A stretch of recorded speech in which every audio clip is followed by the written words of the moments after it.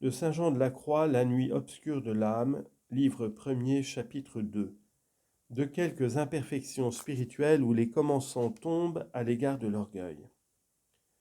Quoique les choses saintes et divines nous inspirent d'elles-mêmes l'humilité, les commençants néanmoins reçoivent par leur faute les impressions de je ne sais quel orgueil secret, parce qu'ils font réflexion sur leur ardeur et sur leur diligence dans les exercices de piété.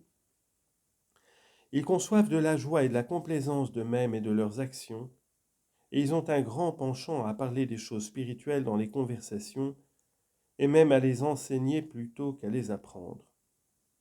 Ils jugent des autres, et ils les condamnent en leur cœur de ce qu'ils n'embrassent pas la dévotion de la même manière qu'eux, et quelquefois ils en disent leurs sentiments semblables en cela aux pharisiens, qui louaient Dieu, qui se vantaient de ses œuvres, et qui méprisaient le publicain. Luc chapitre 18, verset 11. L'esprit malin les anime souvent à la ferveur, à la vertu, aux bonnes actions, afin qu'ils en deviennent plus orgueilleux et plus présomptueux, sachant bien que ces choses, au lieu de leur profiter, leur nuiront, étant comme elles sont vicieuses et criminelles. Quelques-uns même d'entre eux sont assez vains pour désirer qu'ils ne paraissent que seuls de gens de bien. C'est pourquoi, lorsque l'occasion s'en présente, ils improuvent les autres, et de fait et de parole, et ils flétrissent autant qu'ils peuvent leur réputation. Ils voient, comme parle Jésus-Christ, une paille dans l'œil de leur frère, et ils ne voient pas une poutre dans leur œil. Ils coulent le moucheron qu'ils aperçoivent dans les breuvages des autres, et ils avalent le chameau dans leur propre nourriture. Matthieu chapitre 7, verset 3.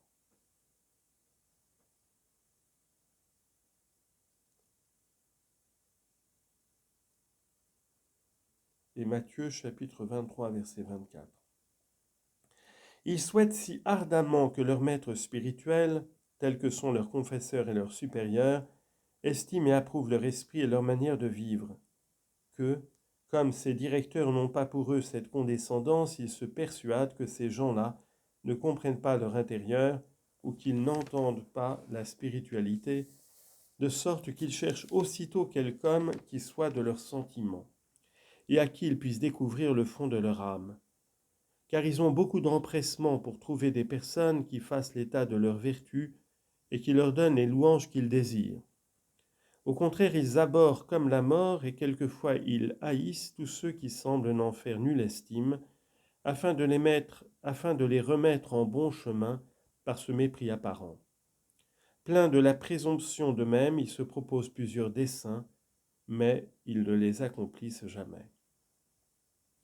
Ils ont souvent une extrême passion de se faire connaître aux autres, et pour cette cause ils font des mouvements de tête, des gestes et des regards dévots, de fréquents soupirs, d'autres actions extérieures, pour faire entrevoir leurs perfections intérieures.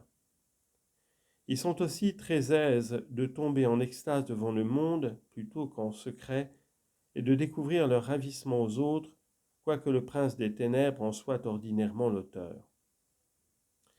La plupart s'efforcent encore de s'attirer l'amitié et la familiarité de leurs confesseurs, quoique ces liaisons de cœur et de conversation leur soient une source d'envie et d'inquiétude. Ils ont honte de déclarer nettement leurs péchés à leurs confesseurs, de peur de diminuer la bonne opinion qu'ils leur ont donnée de leurs vertus. C'est pourquoi ils couvrent leurs fautes de divers prétextes afin de ne paraître pas si méchants qu'ils sont, en quoi sans doute ils se trompent, puisque c'est plutôt s'excuser que s'accuser. D'autres fois, ils se confessent à un autre, afin que leur confesseur ordinaire, ignorant tout le mal qu'ils font, les estime très vertueux. C'est dans le même esprit qu'ils racontent volontiers leurs bonnes œuvres, et qu'ils les exagèrent toujours, afin qu'on les estime plus grandes et plus parfaites qu'elles ne sont. Cependant, la véritable humilité devrait les incliner à les diminuer et à ne rien dire qui peut leur attirer l'approbation du monde. Il y en a qui ne se mettent point en peine de leurs fautes, d'autres au contraire s'affectent extrêmement de leur chute, les supportent avec impatience et se fâchent contre eux-mêmes, s'imaginant qu'ils devraient être déjà de grands saints. Tout cela marque une imperfection considérable. Ils prient souvent Dieu avec ardeur de les délivrer de leurs défauts, non pas tant pour lui procurer de la gloire que pour s'affranchir eux-mêmes du chagrin qu'ils en reçoivent. Mais ils ne prennent pas garde que si Dieu écoutait leurs vœux, ils en seraient peut-être plus orgueilleux. Ils ne louent les autres qu'à regret, quoiqu'ils souhaitent d'être loués eux-mêmes des autres, et qu'ils recherchent avec adresse leurs applaudissements. De sorte qu'on peut les comparer aux vierges folles qui demandèrent de l'huile à leurs compagnons, à leurs compagnes, pour mettre à leurs lampes lorsqu'elles allaient s'éteindre. Matthieu chapitre 25, verset 8. Les imperfections qui leur sont ordinaires ont des degrés différents. Quelques-uns tombent dans les plus grandes, qui les précipitent conséquemment dans de grands maux, quelques autres en commettent de moindres, d'autres enfin n'en sentent que les premiers mouvements. Mais il ne s'en trouve point entre les commençants qui ne donnent pendant ces ferveurs dans quelques-uns de ces défauts comme dans un écueil inévitable. Mais ceux qui observent en cet état les règles de la perfection vivent d'une manière bien différente et avec un esprit bien plus tempéré. Ils tâchent de faire de grands progrès en l'humilité, soit en ne faisant nulle estime de leurs œuvres, soit en ne cherchant pas à se contenter eux-mêmes, soit en jugeant que les autres sont meilleurs qu'eux, soit en concevant une sainte envie de les imiter, ni en désirant de servir Dieu comme eux, avec amour et avec perfection.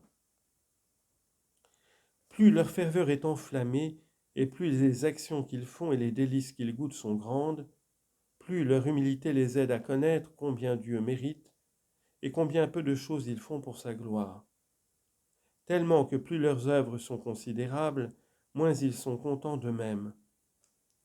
En effet, tout embrasé de son amour, ils voudraient faire de si grandes choses que les plus admirables, où ils consument leur force et leur temps, ne sont rien dans leurs pensées.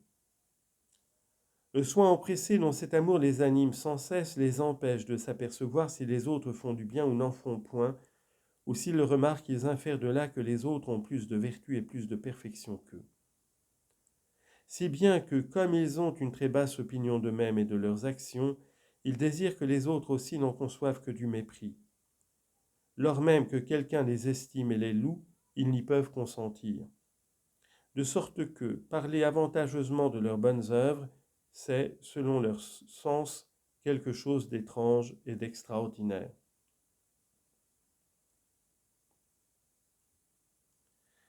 Bien loin de s'ériger en maîtres de la vie spirituelle et de vouloir donner des instructions aux autres, ils en reçoivent volontiers de tous ceux qui peuvent leur être utiles. Ils sont même prêts, si leur directeur le commande, à quitter le chemin qu'ils tiennent et à suivre une autre voie, croyant toujours que leurs démarches en la vertu ne sont que des égarements. Ils ont de la joie quand on loue les autres et de la tristesse de ceux qui ne sont pas aussi bons serviteurs de Dieu que ces gens-là. Au lieu d'avoir du penchant à parler de leurs actions, ils ont même de la confusion de les dire à leur père spirituel, les jugeant indignes d'être expliqués et connus des hommes. Il leur paraît bien plus souhaitable de faire éclater leurs péchés et leurs vices à la vue de tout le monde, ou du moins de donner connaissance de ce qu'ils sont, désirant qu'on n'y découvre aucune trace de vertu. Pour cette raison, ils se font un plaisir de communiquer leur intérieur à des gens qui n'en fassent nul état. Cette manière d'agir est assurément le propre d'un esprit simple, pur, sincère. Et elle plaît infiniment à Dieu, parce que son esprit divin demeure en ces personnes humbles et les excite à cacher en elles-mêmes leur richesse spirituelle et à jeter dehors tout le mal qui s'y peut glisser. C'est la grâce singulière qu'il accorde aux humbles avec toutes les vertus, pendant qu'il la refuse aux orgueilleux.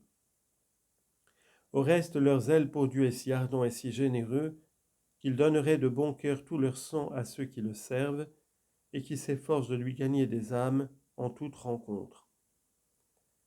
Lorsqu'il leur échappe quelque imperfection, ils la supportent avec humilité, avec tendresse de cœur, avec une crainte amoureuse de Dieu, et mettant toute leur confiance en sa bonté et en sa miséricorde, ils se relèvent et s'encouragent à mieux faire.